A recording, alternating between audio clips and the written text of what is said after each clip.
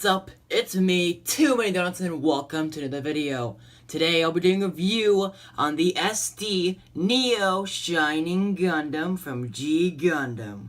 As you can see, I just stand him up on top of his box because, well, you see, he's a little small for a Gundam. So for colors in the SD Shining Gundam, you get red, you get white, yellow, dark blue, black trim, and you get gray. Yeah, always you get the really nice transparent green for the hands, and green for the eyes, and the green for the little chest diamond thingy, and green for the little camera right there. Yeah, I really like this guy a lot. He's really colorful, really small, and super duper articulated, as you'll see soon. For accessories for the Shining Gundam, you get a hand with the sword molded inside, which is actually really nice. It's all green, but I'm sure you could probably paint the sword grip white if you so choose. And you also get another hand for a thumbs up. Now, honestly, I have no idea why you get a thumbs up hand. Maybe for more posing options? I honestly have no idea, but it's a nice little addition to this set. Articulation for the Shining Gundam. You have a hinge at the neck. Hold on, I'm just going to remove this arm to make this easier so you can see it. There's a hinge at the neck, which allows you to hinge it forward ever so slightly, which is really nice for a freaking Shining Gundam. I mean, not Shining Gundam, an SD Gundam, I mean. Yeah, that's really cool. You get a ball joint at the head itself, so you get plenty of range there. As you saw when I popped this arm off, there's a swivel there. Kind of acts as just a ball joint at the shoulder, but it's a swivel. You can do that, go out that far, which is kind of hindering, but hey, it's better than nothing. You have a ball joint at the shoulder armor, which is actually really cool. You have a double joint at the elbow, but due to my stupidity, I put the wrong sections on this part right here. If I move this little white part right there, yeah, I mixed up the which ones that go together, and now because of that, I had no other choice but to chip off the front of that just so I can get the double bend. But even after doing that, I can't get the double bend. But if you did not do the mess up that I did, you would have been able to do a double bend at the elbow. Because I messed up, no double bend. So yeah, you only get a single joint, for me at least. But yeah, I'm fine with that. You also get a ball joint at the wrist. For the waist, you have a swivel right there. But if you move it a little bit, ever so slightly, you can get a whole bunch of ab crunch, and that's really nice along with the neck joint right in there. So you can really look down on his, I guess, smaller opponents he's fighting. I don't know. You also have a hinge and swivel, almost kind of like a swivel, not all the way, but it's a bit of nothing again. At the core lander, here's a really interesting hookup right here. Alright, the front skirts, they move together like that, alright? But the side skirts are connected to the legs, which is actually a really nice thing on Bandai's part, because now you can actually move the legs all the way out, and you can move them all the way forward, without the hindrance of having to mold like details and joints for the side skirts to go up and down. It's all molded together, and it looks really good once you do it. So you can get the legs all the way forward like that, like I showed you before. They can go all the way out.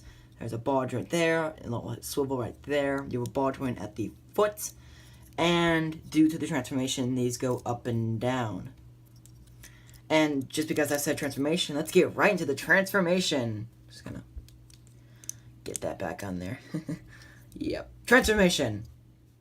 Sorry about this, but I forgot to mention one more piece of articulation, which is actually really, really unique to the Shining Gundam. You have a hinge right there, which acts as a butterfly joint. And if you move it, the arms go so far to cross the chest. It is unbelievable to see this type of articulation on an SD model kit. Yeah, it looks really good. Not from the side at all, but look at it from the front. Yeah, you can just see he's ready to, like, I don't know, touch his other shoulder from some badass reason. I don't know. Transformation! Okay, to transform the SD Shining Gundam into super mode, I did this in parts just to make it easier for me. So what you're going to do for the feet, you're going to go ahead, pop off the toe section right here. There are two little slots, one right there, one right there. You're going to go ahead and attach it at the one right there to make it look as if it is extended for the super mode, just like so. You're also going to move these down, as you saw, as I did on an accident. The arms These little panels right here flip up, although it is a little tricky on mine. But you can get it, and they move up. They do let the fall down a lot, which is kind of, I don't know, annoying, but you can get used to it after a while. Sadly, these arm guards do not flip up or down at all. They are solid to the lower arm. And for the head, you simply... This is amazing because this is completely show accurate as how it transforms in the show. These mouth things can flip out to reveal the second face under there, like that. All these little spikes on the sides of the head flip up. There you go. And then the one at the head, at the top of the head I mean, to finish the Shining Super Mode's head. Looking really, really nice. And we're going to go ahead, put it all together, and show you what the Shining Gundam looks like in its Super Mode. And as I pan out, you can totally see how badass this Shining Gundam looks right now in his Super Mode. Like I said, these like to fall down a lot, which gets really, really annoying, but a little bit of blue sticky tech would probably fix that problem a whole bunch. Yeah, here's the Shining Gundam in its Super Mode. Really, really cool. Articulation's the exact same, just everything has changed when it comes to, well, panels flipping up and everything. And yeah, there's the Shining Gundam, and I think that's the end of the video. Almost the end of the video. I forgot to do size comparisons. Size comparison number 1. Here's the SD Shining Gundam next to another that's not SD. Shining Gundam that I reviewed on this channel. The 8-inch action figure. They actually look pretty good together. I don't know. They look nice. There's that. Shining comparison number 2. Here he is next to the Shockwave, and they actually scale like about the exact same height. That's pretty funny. The exact same height, although the proportions are a little different. But yeah, they're about the same size. So if you have this guy, you know what size you're talking about when you get the SD Shining Gundam. There you go. And size comparison number 3. Just bring him in a little bit. He's huge, so keep in mind, he's a big guy. Here is the SD Shining Gundam next to the Sideshow Collectibles Deadpool action figure / doll kind of thing. Yeah, he absolutely gets towered over Deadpool. So there's the size comparisons. Let's get down to the recommendation, what I think of this guy and everything like that. So, do I recommend this kit? Yes, yes, yes, yes, yes. More yeses than the Shockwave, I think. I don't know, I didn't count.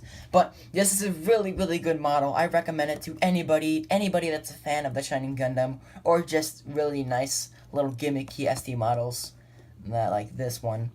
And yeah, I just recommend it a whole bunch. Do I rate it? I rate it, let's see, I'm gonna rate it like a 8 out of 10 donuts. It's really, really close to being like really, really good, but it has a little bit of flaws, mostly due to my mess up on the arms right there. But that does vary too if you mess up like I did. But yeah, thank you for watching. I'm Too Many Donuts. Peace out and bye. Okay, buddy. Watch and learn. Shining Finger! Okay, now it's your turn. Okay. Shining Finger! Did I do it, Papa? Yeah, it was close enough, I guess.